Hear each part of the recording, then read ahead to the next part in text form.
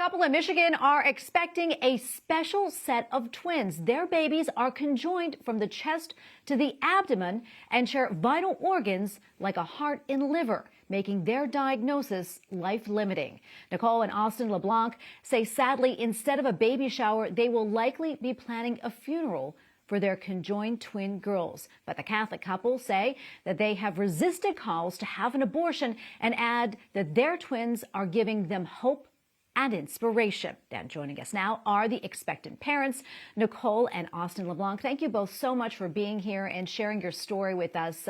We're praying for you all and your baby girls. Nicole, I want to start with you first. If you don't mind, tell us about that moment when you first found out that you were pregnant. You know, what was going through your mind and how you were feeling at the time. Well, as any, mom who wants to have a baby so bad, it's just a miracle to see the two little lines pop up and the little digital test say pregnant. I mean, you should be feeling so much joy at that time. And it's truly a gift that I was able to experience that. And despite the first trimester nausea and discomfort, I mean, it's all completely worth it, part of the pregnancy process. Yeah, and in pregnancy, as we know, is a joyous time, but it can also have some challenges. That said, your pregnancy, though, it took a turn that I'm sure you really didn't see coming. Talk to us about when you got the news that the babies, weren't just twins, but they were conjoined. What were your thoughts? And tell us about what the doctors talked to you about and the advice that they gave you. Yeah, well, when we found out, I was in the emergency room and I was about 10 weeks along at that point.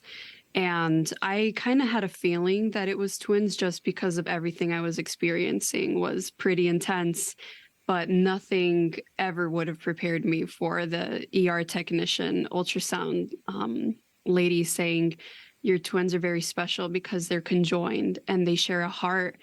And for her to tell me that at 10 weeks gestation, the babies are still so tiny. The heart is, I would imagine, smaller than a dime at that point. So to see that the connection is there and the doctors immediately said this is a high-risk pregnancy. Things are going to look a lot different from here on out than a normal pregnancy would look like. And definitely they pushed an abortion agenda on us and on our babies. And that is something that we were not okay with and something that we're totally, completely against. Because even though I couldn't feel them moving at 10 weeks, I could see them clearly jumping together, synchronizing off the side of my womb, jumping together. So it's a human life. There's nothing else, and, made with so much love. And it's a part of my heart and Austin's and our DNA together. I mean, it's incredible. So, I mean, I feel so much love for our babies. Yeah, beautiful little angels you have there. Yeah. I know. Austin, I want to bring you into this conversation. Talk to us about how your faith has helped you and Nicole during this time. Yeah, so in 2020, I became Catholic, and with that, it was already a push because of COVID, and moving from Easter to Pentecost to become Catholic. So if my faith hasn't been tested, it's been tested already before this.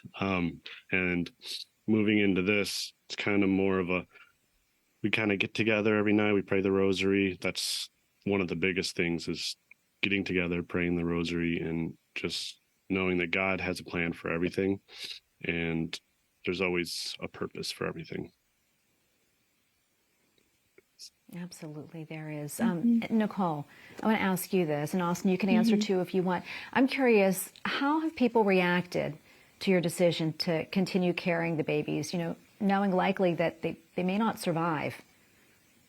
Yeah, at first I was really hesitant about making this pregnancy public in the first place. When the doctors told me this wasn't going to be viable, at that time, I was just really asking for prayers. I just took to social media. I didn't know what else to do. I was really asking for prayers and discerning what am I going to do. But the fact that I'm 29 weeks now, the babies are still here. They're jumping.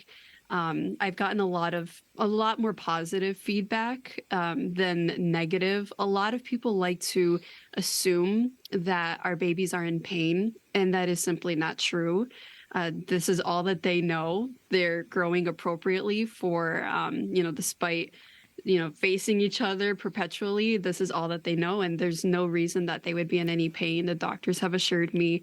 So the pro-life community is absolutely amazing. They have made they encouraged me to make a baby shower list registry on Amazon, and that was all the things that I had were quickly purchased, despite even if they were to live for a day.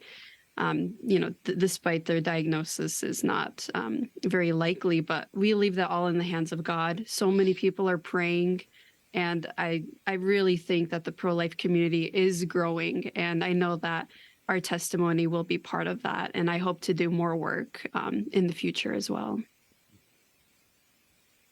That's so wonderful. We're almost out of time, but Austin, I know that you and Nicole, you picked out names for the girls. If you don't mind, could you share those names with us and tell us about the significance?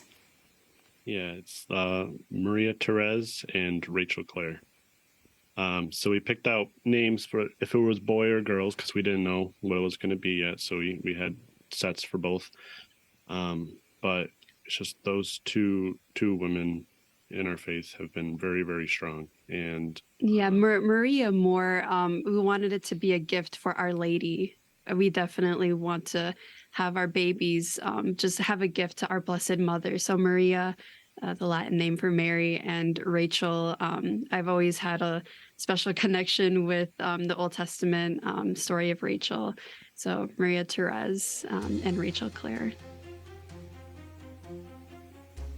Well, God bless you both, and God bless your beautiful little baby girls. Thank you for sharing your story with us, and please be assured of our prayers for all four of you. Thank you again.